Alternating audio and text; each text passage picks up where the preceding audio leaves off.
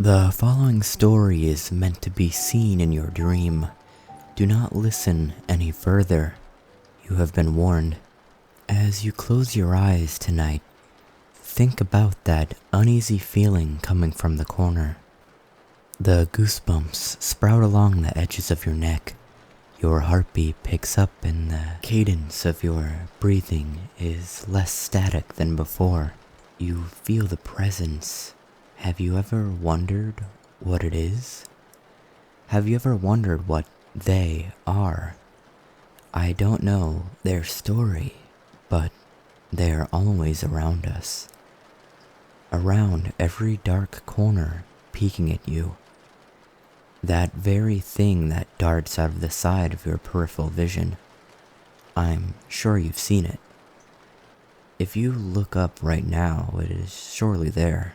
It's in its hidden room in the corner, watching you as you read one of their secrets. Yet, I do not know their name, but I have seen them up close and personal. Skin as dark as the pit, yet ever so translucent. 8 feet tall in stature, and shiny metallic teeth that are always smiling. The best thing to do is just ignore them. The shadow men can not harm us, but only observe. At least for your sake tonight, I hope that remains the case.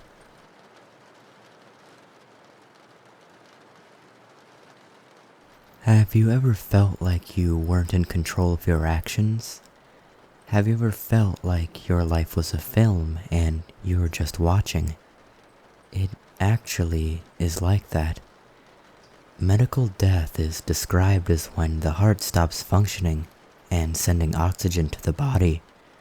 Most of our cells die during this period due to lack of oxygen. However, an amazing and vital organ can keep on working for some period of time after death. That incredible organ is the brain. The brain is what controls the body, what defines our personality, what causes our consciousness. The brain is also the organ that is last to die. When you die, the brain knows you are dead. The starved out neurons release many different chemicals. The memory center of the brain goes on overdrive. The brain is as active as it is during the REM period of sleep. Dreams are seen in this period. Consciousness still exists after medical death, as long as the brain is still working. However, the brain, on average, is only active for 7 minutes after death. In those 7 minutes, the brain is highly active. The brain processes everything and desperately tries to stay alive. After blood flow stops to the brain, it kind of scans itself, reviews everything it has done and experienced. It is able to create a vivid imagery in that hyperactive state. Now think about it. Why do you feel you have no control over your decisions? Why does it feel like life is a movie? It is because you're in those 7 minutes. Your brain is reviewing its memories and reproducing them. You are seeing your life again. You have already lived. You can probably still change stuff if you try, but you have already lived your life. This may sound crazy to you, but you will realize when the 7 minutes are gone, when the last neuron finally dies, when you lose everything. You may be wondering who I am and how I know. I am your subconscious mind. I am reminding you of your fate. More and more neurons are dying. You are already dead.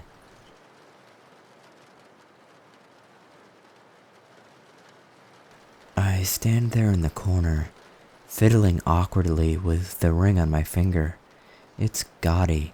The red stone entirely too big for my hand, but it's perfect for my vampire costume. Eleanor, I'm so glad you could come. That's Amelia, dressed as an angel, coming around the corner to give me a hug. I try to hide my grimace as she practically squeezes the life out of me. She's wearing a ring too, but it's on her left ring finger and it's much more tasteful than mine. I would know. I helped him pick it out. After all, that's what best friends are for. Is Basil here? I shout over the music. I ignore the way my heart flutters at the sound of his name, even when I'm the one saying it.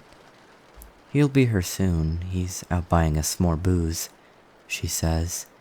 Here, hold my drink. I gotta pee. She pushes her cup in my hand and weaves through the throng of people. I lose sight of her quickly. The room is dark, illuminated only by a flashing strobe light she brought just for this occasion.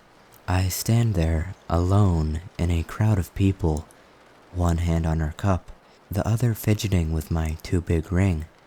I can't help but compare them, wondering why I'm wearing one and not the other. I was there first. Some people have all the luck. Why is that lucky person never me? She comes back a few minutes later. Thanks, girl. Come with me. I want you to meet in a minute, I say. I gotta step outside and make a call quick. She let me go without a fuss. Once outside the party, I slip off my poison ring and hide it in my pocket. That's the thing people forget, I think to myself as I walk down the sidewalk and out into the night.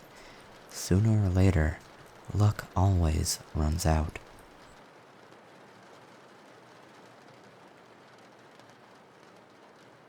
The dream I murdered. As the day went on, the same thing over and over again. Wake up, work, sleep, repeat. Ignoring my friends' calls, scared I'll just waste their time. As the tears roll down my eyes, I drift off around 9 p.m. Sleep stops the pain. I wake up in the chair with this feeling in my gut. I look out the window, it's pouring rain. I look at all the people going by. They aren't talking, just looking forward and walking. I stand confused and step outside. Not a person in sight, like they vanished, except for one girl who was looking straight at me from across the street. We made eye contact. I get this odd feeling. I start stepping closer, the water splashing under my feet. She starts to run. As the feeling gets worse, I chase after her, stomping through the rain. She keeps running, and I slowly catch up as the feeling of rage is getting uncontrollable. I catch up and strike her in the head, and she hit the ground hard, a slight amount of blood coming out of her head, leaking onto the concrete. I pick up her body and throw it over my shoulder.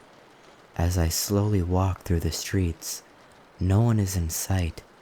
The rain hitting my shoulders, slight, labored breathing from the girl.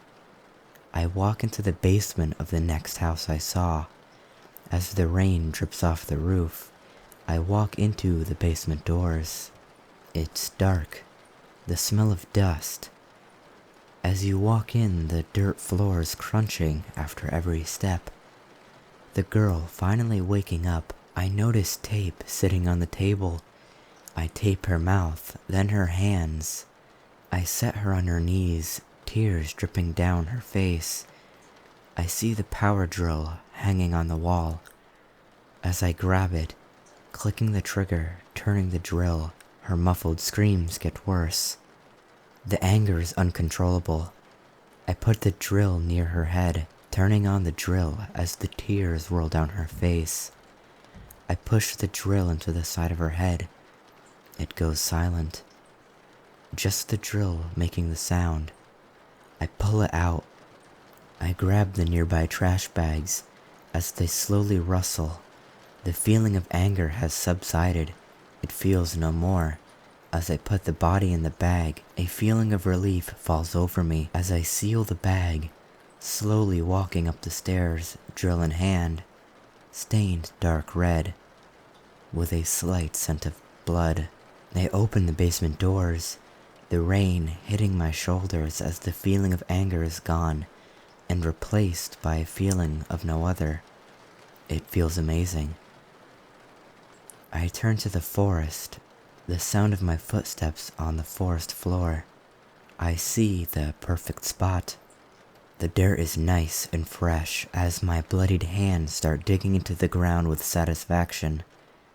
Grabbing the body, tossing it in the mud, hitting the dirt, the drill in my hand as I walk away from the hole. The streets were empty, no one in sight. I unlocked my door and sit at my chair. I snap awake, freaked out from that horrid dream, as I look over the clock. It says 7:32 a.m. Shaken up from that dream, I see on the kitchen counter the drill stained red with a few drops of blood on the counter. Feeling the best I have in a very long time, with a grin over my face, I pick up the drill as the feeling comes back.